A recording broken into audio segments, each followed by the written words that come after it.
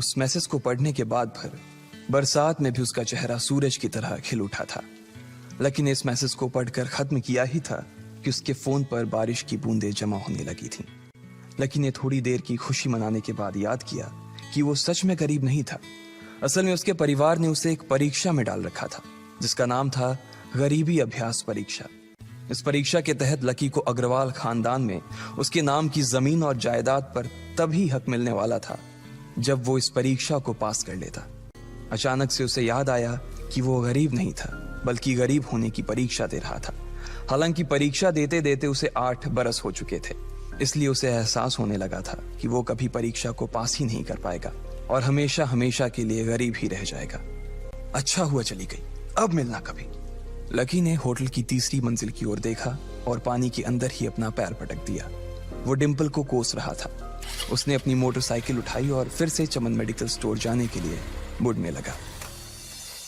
अगले दिन जब लकी की आंख खुली तो वो सीधा उठा और तैयार होकर शहर के सबसे बड़े बैंक न्यू सिटी बैंक पहुंच गया। न्यू सिटी बैंक न सिर्फ शहर का सबसे बड़ा बैंक था बल्कि वो सबसे अमीर बैंक भी था। वहां पर शहर के सबसे अमीर लोगों के ही पैसे जमा किए जाते थे। लकी वहां पैसे को निकलवाने के लिए जा रहा था। New city bank south Delhi में बसा हुआ था और उसके दरवाजे के बाहर महंगी से महंगी गाड़ी खड़ी थी। भाई अब इसमें से कौन सी नई गाड़ी लेगा, लकी ने मन ही मन सोचा। उसे यकीन नहीं हो रहा था कि कल तक तो वो एक मोटरसाइकिल तक नहीं खरीद पा रहा था और आज वो एक कार, और वो भी इतनी महंगी कार खरीदने की सोच रहा था।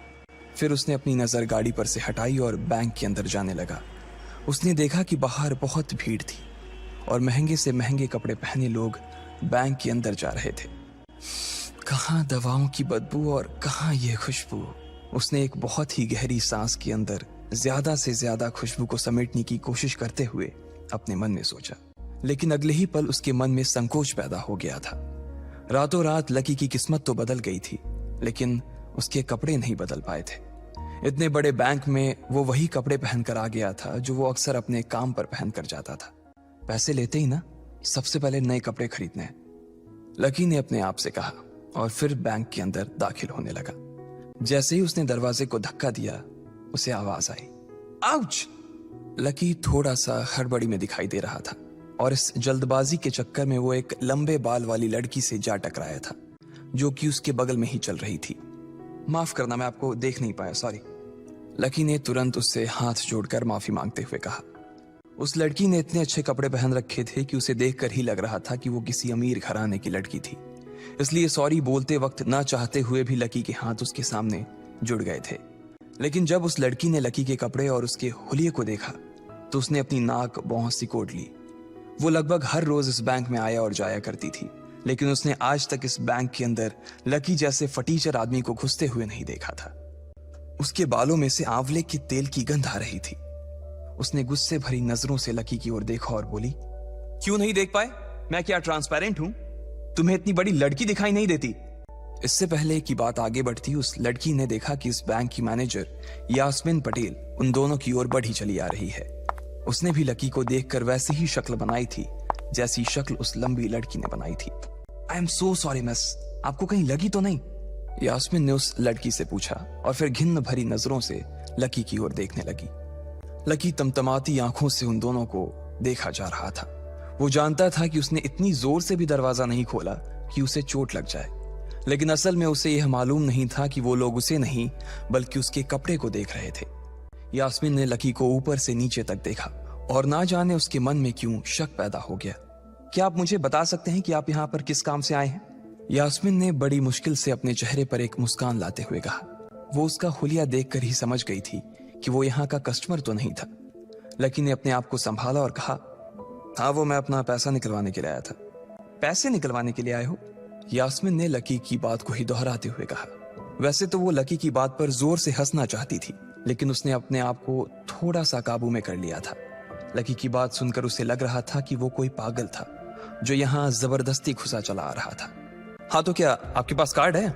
यास्मीन ने उससे आगे पूछा। न्यू सिटी बैंक का कार्ड हासिल करना एक बहुत ही मुश्किल भरा काम था। अगर किसी को भी उस बैंक का कार्ड लेना था तो सबसे पहले उस आदमी को अपने खाते में कम से कम 5 लाख रुपए जमा करवा कर रखने पड़ते थे, तब जाकर उसे कहीं कार्ड मिलता था।